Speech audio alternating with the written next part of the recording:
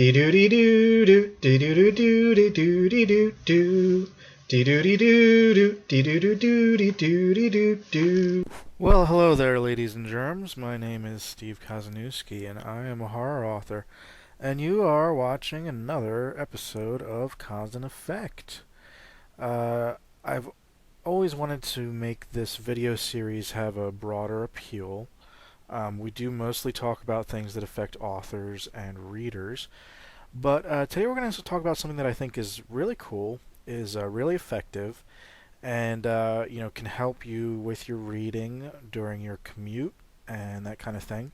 Now, there are a lot of audiobooks that are out there, and I strongly recommend that if there is an audiobook available for purchase, for instance, for my own novel, Brain Eater Jones, there's a great audiobook with a great narrator who is going to make you feel and hear the things that you may not even be picking up on in the page. Now, the thing about audiobooks is not every novel has them. So sometimes you're stuck in a situation where you have a novel that you want to read, but you don't have the time to read it. Maybe you're stuck, driving a lot during the day, and you may want to have your Kindle read it to you. It took me a long time to figure out exactly how to get my Kindle to do this, but it will actually do this. So what I'm going to do is I'm going to show you how, if you have an iPhone 6, and the controls are going to be a little bit different if you're on something other than an iPhone 6, obviously, but for the most part, this is going to be effective for iPhones. You may have to adjust a little bit your Kentucky windage. And you may also have to adjust your Kentucky windage because you probably don't have the same apps as me, so some of your stuff may be in different places and so on and so forth. But all that, is all that aside. Today's episode, we're going to teach you how to have your Kindle app on your iPhone actually read your downloaded novels to you, in case there is not an audiobook, available for download. So if you come here, all I've done is taken screenshots from my iPhone, which is a relatively painless process, and brought it up on my computer here so that I can record it for YouTube to show you. So the first thing you want to do is, hopefully your iPhone 6 looks a little bit like this, and somewhere on here you're going to find your settings. So if you click on your settings, this is what's going to come up. Now, again, you may have a little bit of variety on this, but for the most part, just follow along with me here. We're going to click on the General button, and then Accessibility. And up here on the very top, you're going to see your Voiceover. Now, when you get into this point, this is all of your Voiceover commands. And what your Voiceover, ostensibly is for is if you're, blind or have sight issues, your iPhone will actually read everything to you. Now, this can get a little bit annoying, so you are going to want to fuss with the controls a little bit when you listen to it. So the first thing you do to test it out, turn your VoiceOver on. So you would click on this button here, and then it's going to switch over to your VoiceOver mode. And everything is basically going to be double clicking, and there will be a voice that reads all of the iPhone commands and things to you. So once you've done that, once you've dealt with that a little bit, you'll see how really annoying that is if you're not blind or visually impaired. It's very annoying to deal with, because things that take one click take 2 or 3 or more clicks on VoiceOver mode. Now here you can control your speaking rate. You see I have mine down around 25%. You may adjust it higher depending on how quickly you can pick up on the accent and that sort of thing, and how much the electronic voice bothers you. So far, I've kept it around 25%, and the electronic that's about the level that I like the electronic voice to read to me at.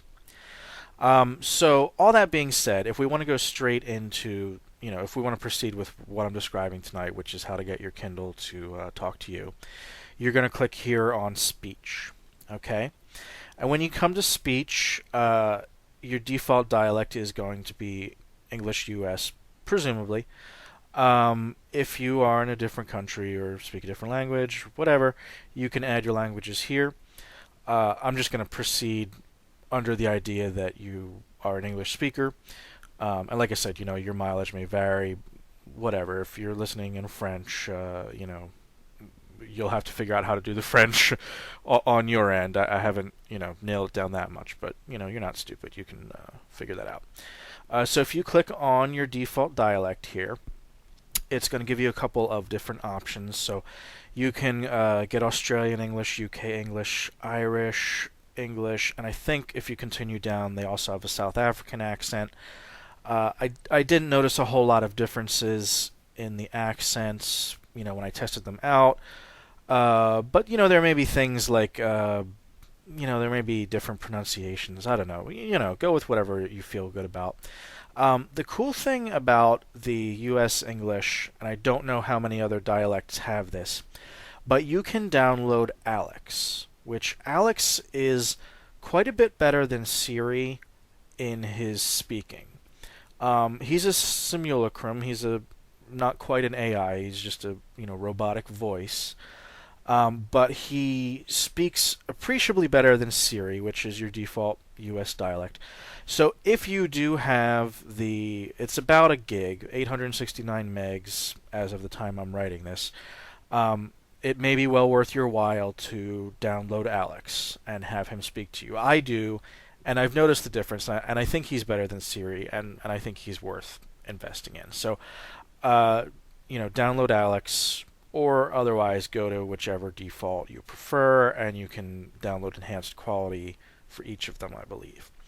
So now you've set up your dialect, so we're going to go back to speech. Okay. Or rather, yeah. And then we're going to go back to voiceover. And back to accessibility. Okay. Now once we're back here, we're going to have an accessibility shortcut. Now what this is going to do for you is, you remember I said before, it gets very annoying if you're not visually impaired to use the voiceover. You'll realize that really quickly, which is why I'm still going on, even though I've shown you how to, technically how to turn on your voiceover. So what I recommend you do is you have an accessibility shortcut for the voiceover. So basically what we're going to do is when you click on here, it brings you to the accessibility shortcut, and it says you triple click the home button for, and then you have a couple of options here, assistive touch and whatever these all are. If you click on the voiceover, okay, what you're actually going to do is you're going to have your toggle, so when you click the home button, which is, the only button, it's that circular button, the only button that you really have on your iPhone. When you triple click that, it turns your voiceover on and off. So what you'll find is that's a lot easier than every time having to go back in here, wherever it was, and turn voiceover on and off. That's a pain in the neck. And it takes forever to get back out and get back into your Kindle using when the voiceover's on. It's going to be like, do you want to go back? Yes or no? Do you want to go to Kindle? Yes or no? You can imagine how annoying that gets. So now we've set the triple click as our toggle for the voiceover. So we're pretty much good to hook. There's a couple other things that you're going to want to set up here. So if we go back to accessibility, go back to general, go back to settings.